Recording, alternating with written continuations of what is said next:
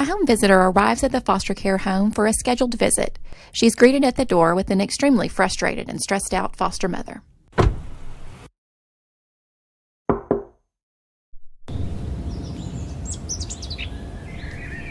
Boy, am I glad to see you. Come on in. Oh, but please be quiet. I just got Savannah to sleep. Sure, no problem. Michelle, are you okay? You look a little, frazzled. Yes, I am. It's been a solid 2 weeks, and I've not been able to get Savannah to stop crying. I've tried everything. I don't know what she's crying about. Oh my, yes, excessive crying is enough to drive anyone crazy. Did you know that crying is one of the most common complaints of new parents to their pediatricians? Really? I didn't know that. Well, I didn't know it either, but luckily we have access to a resource called Tips for Great Kids. It provides us with research-based articles on several child development and parenting topics. I actually just happened to have read the one on crying last week. Glad you read that one. Well, Diana, I just didn't have this crying problem with my 2 boys. And quite frankly, I'm at a loss to what to do. Well, you have to remember that you had your boys from birth, and I'm sure you learned to recognize their cry signals. You see, crying is the only way babies can communicate, and it's up to us to figure out their messages. With your boys, you probably got to know the difference between a hungry cry or fussy cry, and even a sick cry. Yeah, I suppose. But I have tried all my little tricks, but it doesn't seem to work on Savannah. What have you tried? Well, I've patted her, I've rocked her, I've even turned on music. Oh, those are usually good soothing strategies. There are many reasons why babies cry, and the more we learn about them, the better we can distinguish and react accordingly. Of course, as you know, Savannah's situation is more complex, as she's had multiple caregivers before coming into your care. So understanding her cries may take some time. Yes, I do understand, and that's why I try so hard to soothe her. And you are doing a great job, Michelle. Those techniques you've tried are wonderful.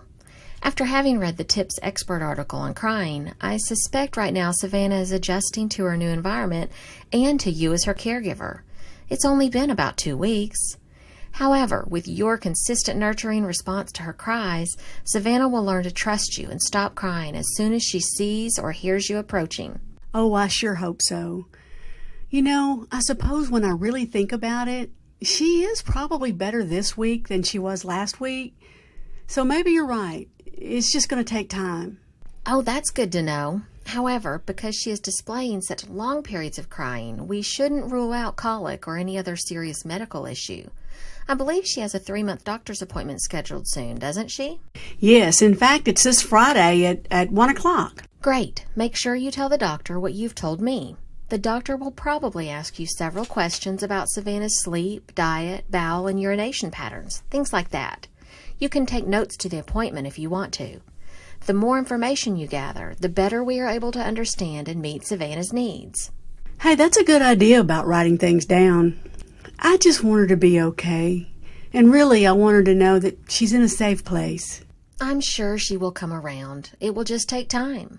The main thing I want you to know is that I'm here for you. Whenever you begin to feel overwhelmed, please call me and I'll make sure you get a break, because having a baby that cries a lot can be very stressful. Hey, you remember the resource tips I told you about earlier? Well, it also has parenting cards with many different strategies for the parent or the caregiver. Let's look at the card on crying about how to soothe your baby, and we'll see if we can find some more soothing techniques to add to your list. Oh, look, you already know many of these and you've tried some of them. Let's see. Rocking me, singing to me, rubbing my back, running a fan, giving me a pacifier, turning down the lights or taking me to a quiet place, turning down the TV or turning it off. Well, I can do better with that. The boys keep that TV loud at times. Yeah, that's a good idea. Another idea on the card is to play soft music, which I think you said you've tried. Yeah, but maybe it was too loud. I'll try again and turn it down. You know, I think overall my house is too loud.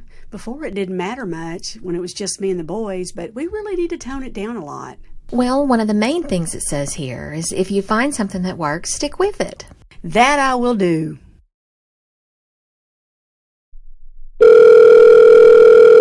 Hello?